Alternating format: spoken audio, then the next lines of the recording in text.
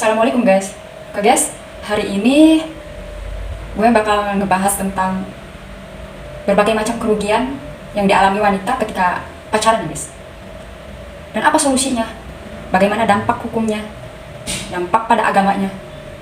Oke, mari kita bahas sekarang ya guys. Stay tune.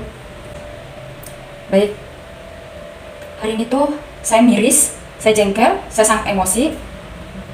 Kenapa? Terjadi hal yang tidak diinginkan oleh kedua orang tua. Karena apa? Mereka melihat kenyataan bahwa anaknya, anak perempuannya, telah melakukan persetubuhan dengan teman lelakinya. Dan kalian mau tahu? Mereka masih sekolah, masih di bawah umur.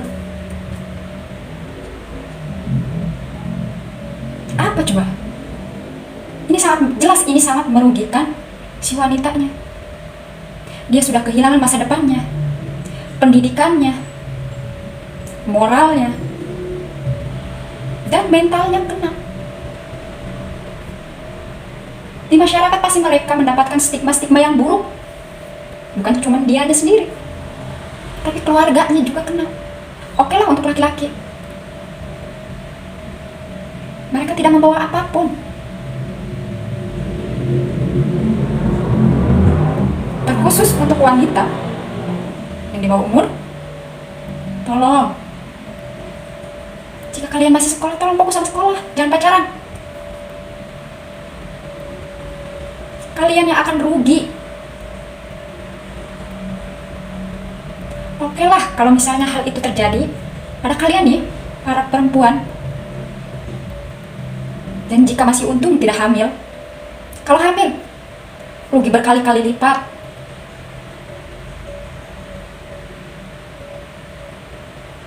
Dan misal ini sudah terjadi pada kalian, baik si wanita maupun keluarga si wanita, tolong, ini terkhusus untuk keluarganya. Jika kalian sudah terlanjur malu, tolong, jangan pernah menikahkan siri anakmu, anak wanitamu. Karena apa? Karena itu akan merugikan anak wanitamu beberapa lipat. Dalam hal agama pun, jika anak perempuan kalian dinikahkan dalam keadaan misal, nauzubillah min dzalik, dalam keadaan hamil, itu tidak akan sah. Harus menunggu dulu dilahirkan anaknya, baru dinikahkan lagi. Agar apa? Agar pernikahannya, agar anak-anaknya selanjutnya itu tidak anak yang dihasilkan dari hubungan zina. Dan dalam pandangan hukum pun ada dua yang dirugikan, si anak dan si ibunya, jika dinikahkan dalam keadaan sudah hamil. Misal, jika dinikahkan dalam keadaan hamil, anak tidak mendapatkan hak-haknya. Satu, di dalam akte tidak dicantumkan nama ayah. Kedua, tidak berhak atas hak waris dari ayahnya. Ketiga, tidak bisa diwalikan oleh ayah kandungnya, oleh ayah biologisnya. Jika anak hasil di luar nikah. Namun, apabila jika terkhusus ini untuk orang tua perempuan, jika anak kalian belum hamil dan kalian ingin meminta pertanggungjawaban kepada si laki-laki atau pacar anak kalian, tolong saya mohon dengan sangat, jangan pernah menikahkan anak kalian dengan pernikahan siri. Karena dalam hal ini anak kalian masih di bawah umur, tentunya KUA tidak akan bisa menikahkan anak kalian. Kecuali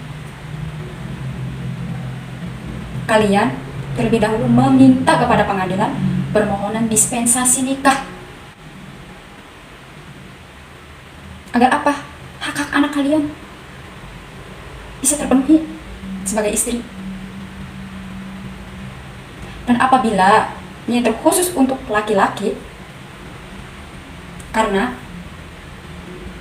banyak di luar sana, laki-laki atau keluarga dari pihak laki-laki itu enggan bertanggung jawab atau lari dari tanggung jawab mereka. Ingat, wahai laki-laki dan keluarganya, jika kalian tidak ingin bertanggung jawab, ada dua yang akan menuntut kalian. Kalian akan dituntut untuk bertanggung jawab kepada anak perempuan yang telah kalian setubuhi. Dan jika kalian menghindar dari tanggung jawab, kalian akan dituntut pidana. Dan hukumannya, sanksinya itu tidak main-main. 5 tahun penjara dan denda 5 miliar.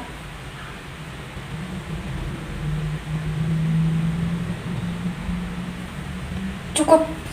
Jika kalian seorang pelajar, cukup fokus sama diri kalian, fokus sama pelajaran kalian, fokus sama masa depan kalian. Gak usah pacaran, pacaran itu rugi, gak ada manfaatnya.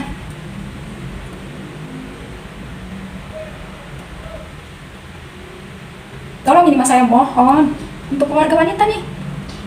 Keluarga wanita adalah support system paling pertama. Jika anak kalian mengalami hal seperti itu, tolong jangan dinikah sirikan. Jika si laki-lakinya tidak mau bertanggung jawab, kalian proses hukum. Itu sudah ada undang-undangnya. Dan ini undang-undang. Dan jika suatu misal keluarga kalian mengalami pelecehan seksual, mau itu pemerkosaan, pencabulan, sodomi, dan lain-lain, tolong jangan pernah dinikah sirikan. Jangan mau dinikahkan. Apapun itu, semendesak apapun itu, dia sudah berani melecehkan anakmu. Terkhusus untuk keluarga perempuan, jangan pernah menikahkan. Jangan pernah menjudge anakmu. Jangan pernah menstigma anakmu. Korban, si perempuan, akan mengalami trauma. Trauma itu nggak akan hilang 1-2 hari, setahun, 2 tahun, 3 tahun. Dan nggak semua orang atau wanita yang mengalami pelecehan seksual tersebut bisa menjalani hidupnya dengan tenang, aman, damai. Banyak yang bunuh diri karena apa? Nggak kuat. Nggak kuat, mentalnya keganggu. Tolong, untuk keluarganya, keluarga besarnya, support. Itu yang dibutuhkan korban, itu yang dibutuhkan anak atau saudara kalian, saudara perempuan kalian. Jangan pernah menanyakan hal-hal, kenapa tidak berontak, kenapa tidak melawan, kenapa tidak menjerit, dan bla bla bla bla. Hei, kalian perlu tahu bahwa kenapa ada undang-undang perlindungan anak dan perempuan. Karena apa?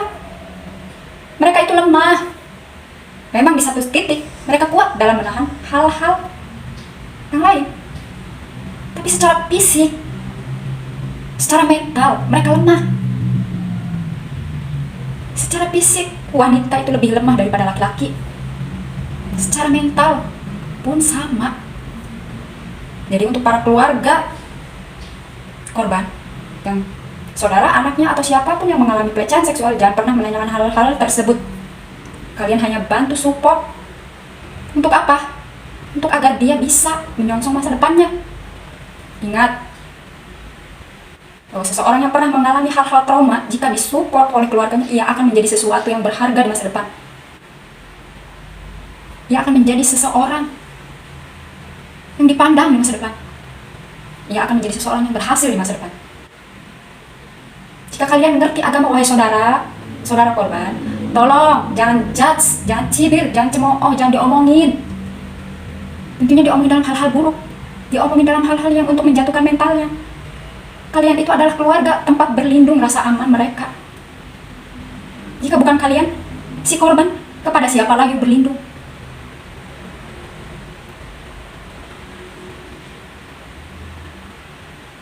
Tolong, jika saudara, anak, atau siapapun kalian mengalami hal tersebut, mengalami hal pelecehan seksual, jangan pernah dinikahkan.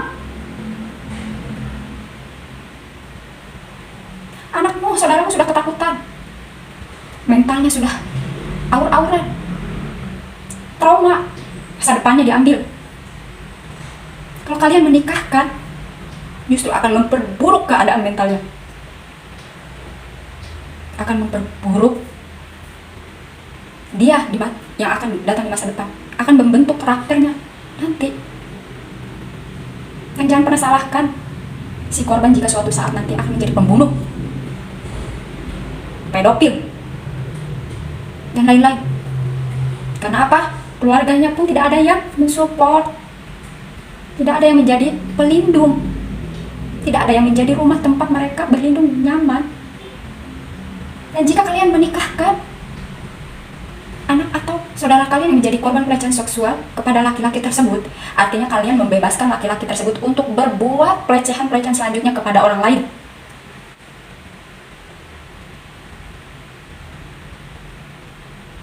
Jangan pernah begitu. Artinya kalian membebaskan, mendukung si pelaku agar melakukan hal tersebut kepada si korban.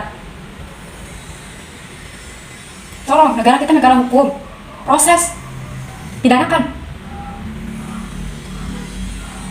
Tolong, kalian adalah keluarganya, support system paling pertama.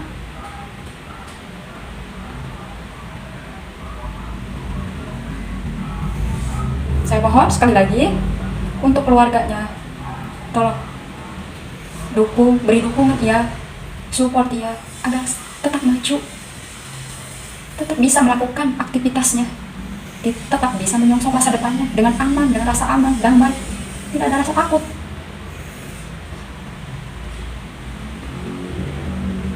Itu saja yang bisa dapat saya sampaikan saat ini. Insya Allah kedepannya saya akan memberikan edukasi hukum lainnya yang insya Allah akan bermanfaat. Terima kasih. Assalamualaikum.